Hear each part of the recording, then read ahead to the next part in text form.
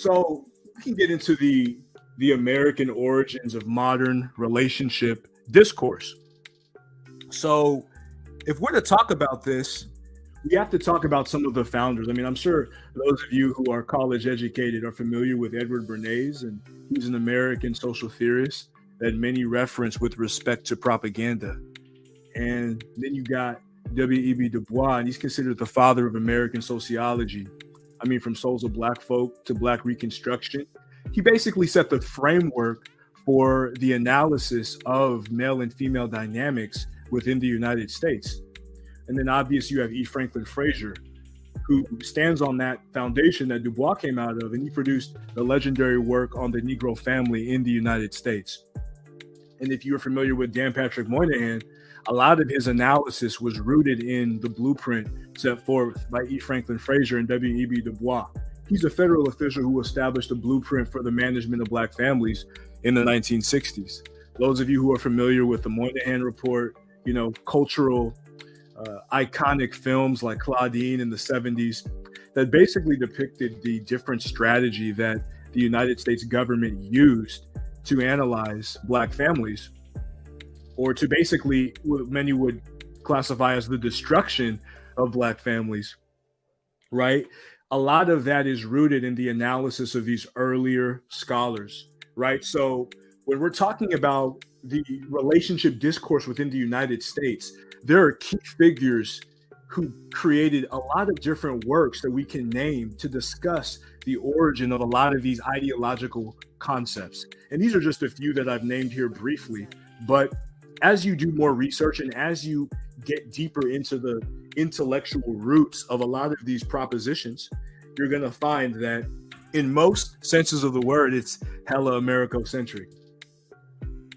So then you have the American roots of modern feminism. If you understand the feminist conversations in most of these relationship spaces within the Anglosphere or the English-speaking world, you're going to see that it is Americocentric. For those of y'all who are familiar with Dr. Tommy Curry's Man Not, you understand that he did a deep analysis of the suffragettes and classical white feminism, in the sense that they were essentially white women who wanted a bigger piece of the pie in terms of the American empire, the colonial empire. And they didn't, Elizabeth Cady Stanton and, the rest of them, they didn't necessarily see Black people in the most positive light, right? So the history of the suffragettes is the history of white feminism. Basically, we're going to get into that. Rights for me, but not for thee. Then you have Gloria Steinem, CIA informant and obvious feminist advocate. She was very, very influential within the development of Black feminists and Black feminism from an ideological standpoint and even from a strategic standpoint. And obviously you have the Combahee River Collective, which is kind of the seminal moment for the development of Black feminism within the United States, and the talking point that the civil rights movement and the feminist movement did not meet the needs of Black women. And that's going to be a really, really, really big point, because you're going to be able to differentiate between feminism in the Western world and the Western construct and feminism abroad, right? In many different countries who are fighting against colonialism. And it helps you understand that for the most part, these conversations are essentially rooted within an American construct. And then obviously you have Angela Davis, Black feminist activist and social theorist associated with the Black Panthers. So most of the male identity politics within the United States have American roots, whether you're talking about anti-feminism, paleo-conservatism, like women should be barefoot and pregnant, or the pickup artists, the men's rights activists, MGTOW, which is men going their own way, passport bros, sex tourism, hypercapitalism is a solution to male problems. Most of these things are rooted within an American conversation.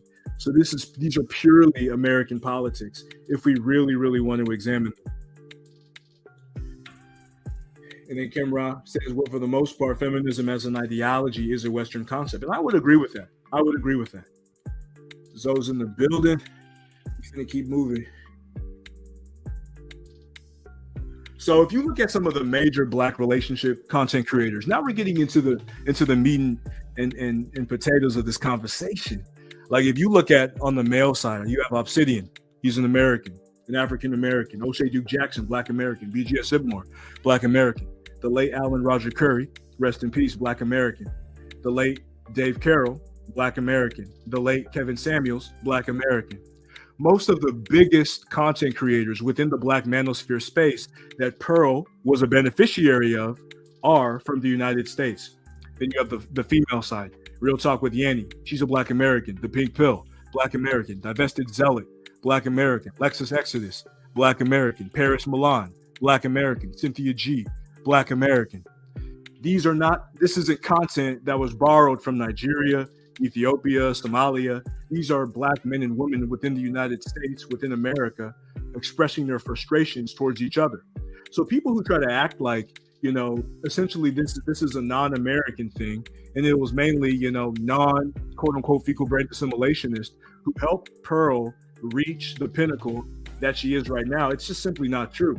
The vast majority of these content creators are from the United States when it comes to the Black manosphere and when it comes to divestors, swirlers, etc. So we all understand the slumming growth strategy. This is basically where you use Black people to build a platform for yourself to advance your career. And it comes from the late 19th century white folks visiting non-white areas to learn how to profit from their culture. Sometimes it would be for charitable purposes, but for the most part, they use this as a way to, try to find new ideas and new innovations for their businesses. So this blueprint was used in Black music from jazz to rock and roll, blues, and hip hop, where white capital financed the robbing of Black culture. And essentially, as you know, this is what Pearl used to build her brand on YouTube. And we all can see that very, very clearly. So again, when you're looking at these relationship conversations, you can see that they are purely Americocentric. You hear American accents. And it's funny, I saw a lot of people review, Pearl's interview on Obsidian, and they're basically trying to promote the obvious lie that it was mainly non-fecal brain assimilationist Black people from different countries around the world who were basically defending this white girl. But if you listen to the conversations, you can hear American accents, be they from the West, Midwest, or South. And you also have American political reality, as I was discussing before. The manosphere is typically Republican.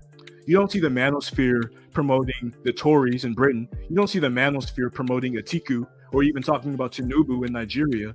Why is it that when the manosphere talks about politics, when divestors talk about politics, they always mention American politicians? Seriously, they always mention American politicians. And the manosphere typically supports Republicans, while Black women generally online promote the Democrats and liberal policies, even if they don't necessarily want to admit it.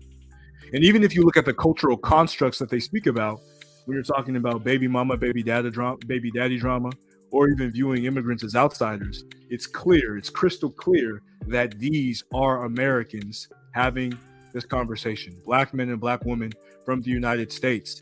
This is the space that Pearl built her foundation on.